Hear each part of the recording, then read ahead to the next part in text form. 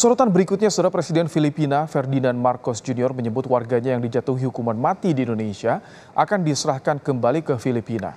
Terpidana Mary Jane Vesta Veloso sebelumnya dijatuhi hukuman mati atas kasus narkoba di Indonesia tahun 2010. Dalam akun Instagram resminya, Presiden Ferdinand Marcos Jr. menyatakan Mary Jane akan diserahkan pada Filipina setelah dilakukan negosiasi bertahun-tahun dengan Indonesia.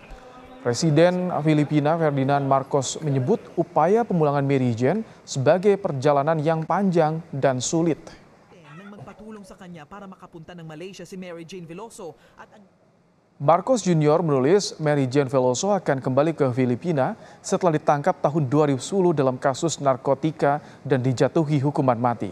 Setelah 1 dekade proses diplomasi dan konsultasi dilakukan dengan pemerintah Indonesia untuk menunda eksekusi mati Mary Jane dan membawanya kembali ke Filipina.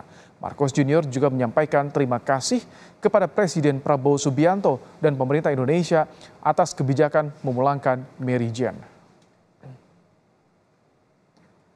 Menko Bidang Hukum HAM, Imigrasi dan Pemasyarakatan Yusril Iza Mahendra menyebut pemerintah Indonesia mengambil kebijakan memberikan transfer prisoner atau pemindahan narapidana kepada terpidana mati Mary Jane ke Filipina. Yusril menyebut pemerintah Indonesia tidak membebaskan atau memberikan pengurangan hukuman kepada Mary Jane. Namun Mary Jane akan meneruskan hukuman pidananya di Filipina.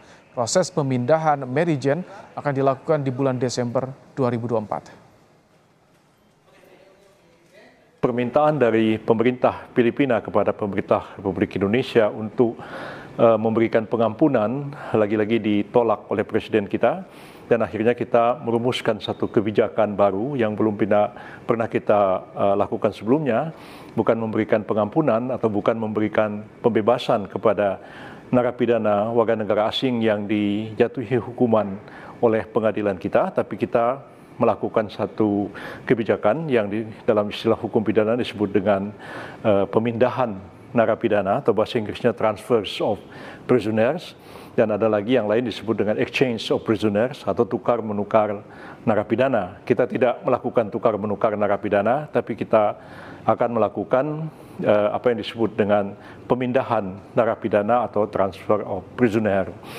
Apa yang dikatakan oleh Presiden Marcos hari ini dalam statement beliau mengatakan kita dalam waktu tidak terlalu lama akan membawa pulang atau bring back her to the Philippines, artinya akan membawa pulang Mary Jane ke Filipina. Jadi bukan pembebasan, bukan pengampunan, tapi dikembalikan atau dipulangkan ke Filipina.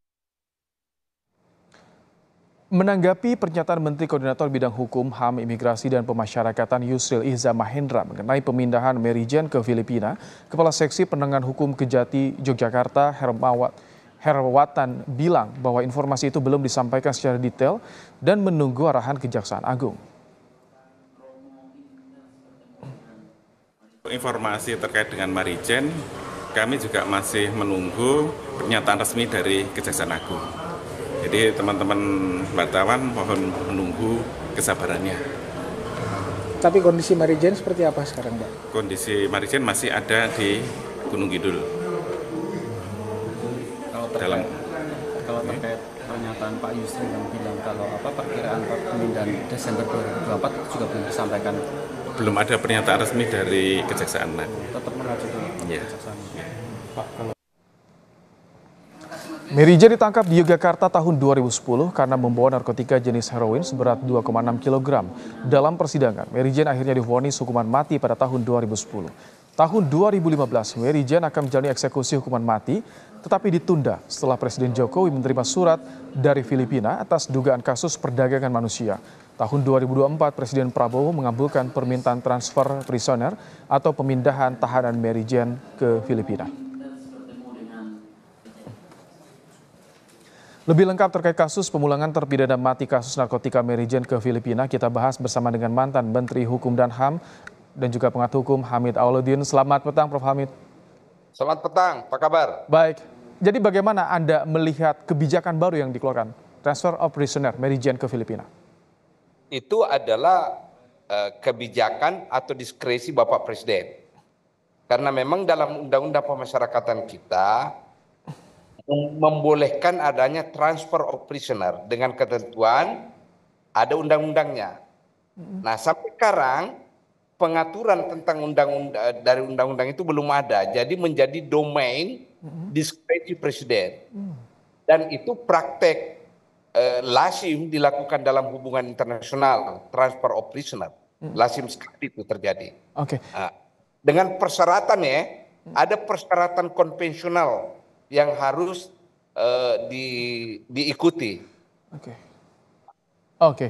Kalau ini diskresi presiden, biasanya apa yang menjadi pertimbangan pemerintah mengabulkan permintaan untuk pemindahan narapidana pertama ini? ya, berlaku secara internasional, motif transfer of prisoner itu, ya motifnya biasanya kemanusiaan. Kedua, hubungan baik bilateral antar negara. Nah, dalam konteks Mary Jane Fiesta ini bisa dipakai alasan kemanusiaan. Pertama, dia ibu dari 2 orang anak. Ya, dia tidak bertemu anaknya kan. Kemudian bapak ibunya semua ada di Filipina. Dan bapak ibunya tidak punya kemampuan ekonomi, selalu datang menjenguknya di Indonesia. Itu sangat manusiawi. Apalagi anaknya bagaimana. Kedua, kita harus lihat bahwa Mary Jane ini selama dia berada di pemasyarakatan kita, itu sangat kooperatif dengan lembaga pemasyarakatan. Bahkan jasanya acap kali dipakai oleh lembaga pemasyarakatan untuk beberapa hal. Misalnya dia kan penggiat seni ini orang.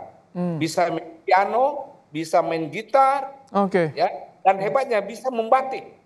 Ya, siapa tahu kalau kita transfer, dia tularkan ilmu batiknya ke Filipina. Prof. Hafid, kalau misalkan belum ada landasan hukum aturan yang dibuat, apakah Presiden ini perlu untuk konsultasi ke DPR soal diskresi ini? Tidak perlu, sebenarnya tidak perlu. Ini diskresi Presiden.